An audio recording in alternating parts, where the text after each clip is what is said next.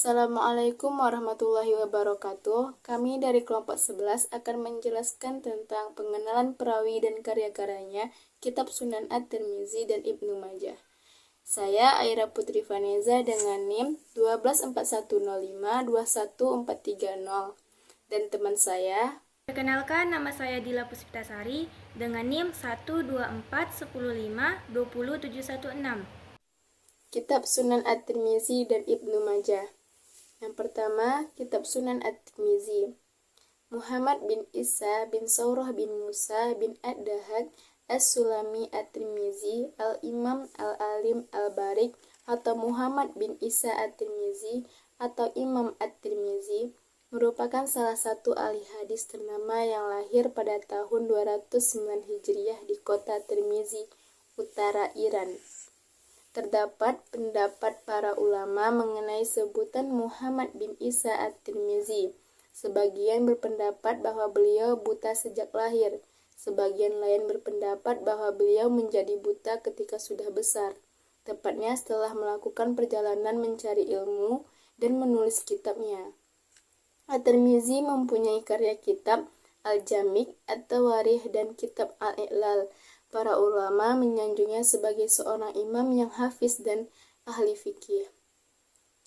Ada juga yang menyanjungnya sebagai panutan orang dalam bidang hadis, karena Muhammad bin Isa At-Tirmizi telah lama menimba ilmu kepada Imam Bukhari. Maka muncul pengakuan dari Imam Al-Bukhari tentang kelebihan Muhammad bin Isa At-Tirmizi ini.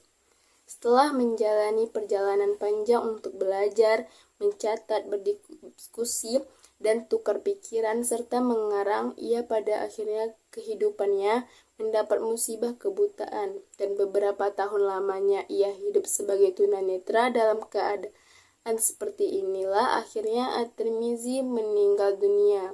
Ia wafat di Tirmizi pada malam Senin 13 Rajab tahun 279 Hijriah atau 8 Oktober 892 dalam usia 70 tahun. Selanjutnya, metode penyusunan Kitab Sunan Tirmizi. At-Tirmizi mencantumkan judul pada setiap awal bab, kemudian mencantumkan satu atau dua hadis yang dapat mencerminkan dan memuat isi judul tersebut. Setelah itu, ia mengemukakan pendapat pribadinya tentang kualitas hadis tersebut, apakah sahih, hasan, ataukah dhaif. Beliau juga mencantumkan pendapat-pendapat para ahli hukum dan imam terdahulu terkait berbagai permasalahan. Lebih dari itu, beliau juga menunjukkan jika masih ada hadis-hadis riwayat sahabat lain yang berkaitan dengan permasalahan yang sama, meskipun berkaitan dengan dirinya. Selanjutnya, kualitas hadis di dalam kitab Tirmizi. Dilihat dari segi kuantitatif dan kualitatif, nilai hadis dari kitab Sunan At-Tirmizi itu sebagai berikut. Yang pertama, hadis sahih terdapat 158 hadis. Yang kedua, hadis hasan sahih terdapat 1454 hadis. Yang ketiga, sahih gharib terdapat 8 hadis. Yang keempat, hasan sahih gharib terdapat 254 hadis. Yang kelima, hasan terdapat 705 hadis. Yang keenam, hasan gharib terdapat 571 hadis. Yang ketujuh, gharib terdapat 412 hadis. Yang kedelapan, dhaif terdapat 73 hadis. Dan yang terakhir, hadis yang tidak dinilai dengan jelas terdapat 344 hadis. Selanjutnya, pendapat dan kritik ulama. Di antara ulama yang menaruh perhatian terhadap Sunan At-Tirmizi ini ialah Majdu ad-Din bin Atsir yang menyatakan bahwa kitab Sunan At-Tirmizi merupakan kitab yang sangat besar manfaatnya. Bagus susunannya, sedikit hadis yang berulang. Di dalamnya disebutkan macam-macam nilai hadis yang meliputi sahih, hasan, dan berbagai macam ilmu-ilmu mengenai hadis. Abdullah bin Muhammad Al-Ansari bahwa keistimewaan kitab Sunan At-Tirmizi dibandingkan dengan kitab Bukhari dan Muslim ialah karena kitab Bukhari Muslim hanya dapat diketahui kesahihannya apabila orang yang melihatnya memang ahli dalam bidang hadis, sedangkan kitab Sunan At-Tirmizi ini dapat diketahui oleh orang awam karena di dalamnya ada penjelasan.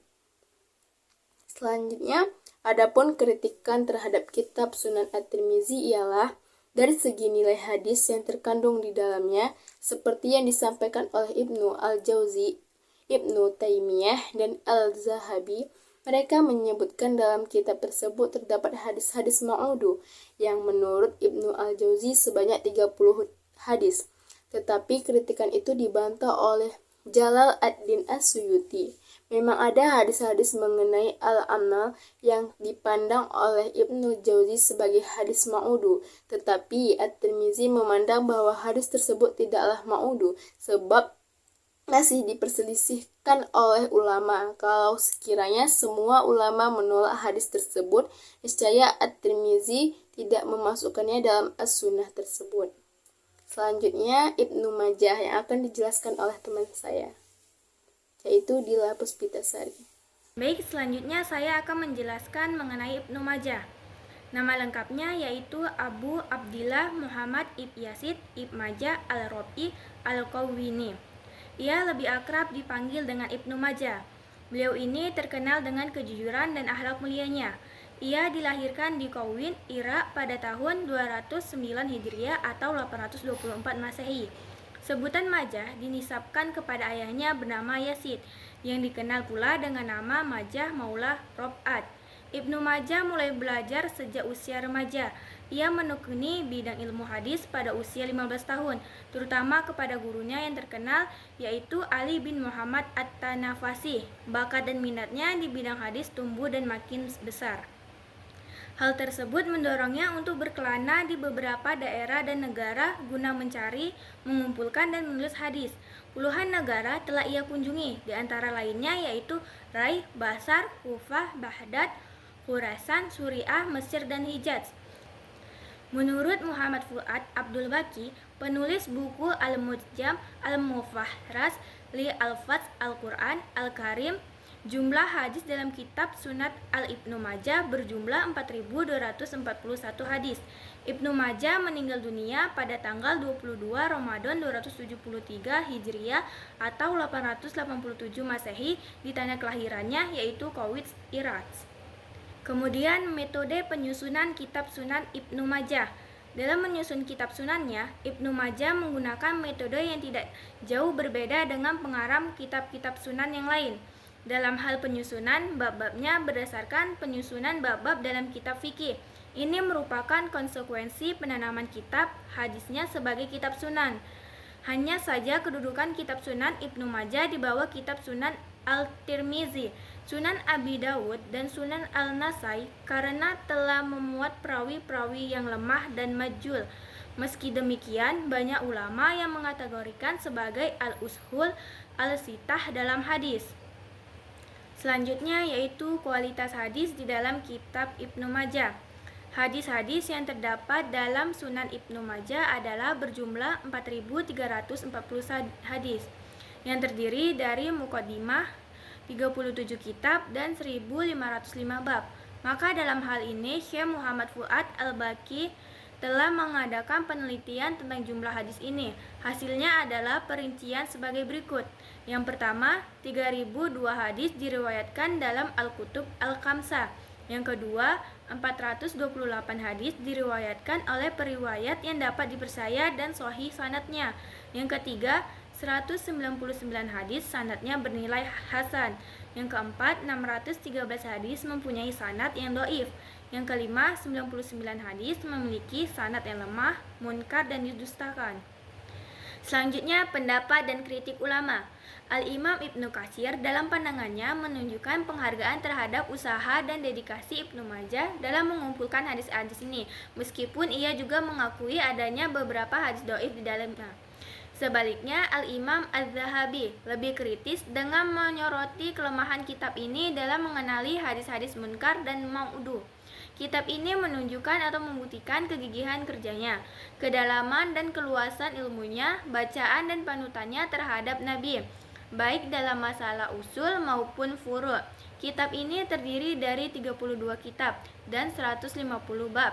Di dalamnya terdapat 4.000 hadis yang berkualitas baik kecuali sebagian kecil saja. Meskipun masuk dalam jajaran Al-Kutub Al-Sitah, Sunan Ibnu Majah tidak luput dari kontroversi di kalangan ulama. Kritik ulama terhadap kitab ini adalah terkait dengan inklusi hadis-hadis doif dan makdud yang kurang mendapatkan komentar atau penjelasan yang memadai dari Ibnu Majah. Hal ini berbeda dengan praktik ulama-ulama sebelumnya yang cenderung memberikan penjelasan terhadap status hadis yang lemah yang mereka sertakan dalam karya-karya mereka. Kehadiran hadis-hadis semacam ini menimbulkan pertanyaan tentang kualitas keseluruhan kitab ini sebagai sumber ajaran Islam. Baik, selanjutnya yaitu kesimpulan. Yang pertama, kedua kitab ini termasuk dalam kutub Al-Sittah atau 6 kitab hadis utama. Yang kedua, berisi koreksi hadis Nabi Muhammad SAW. Yang ketiga, menyajikan hadis-hadis tentang fikih, syariat, dan akhlak. Yang keempat, menggunakan metode penyusunan berdasarkan tema-tema fikih.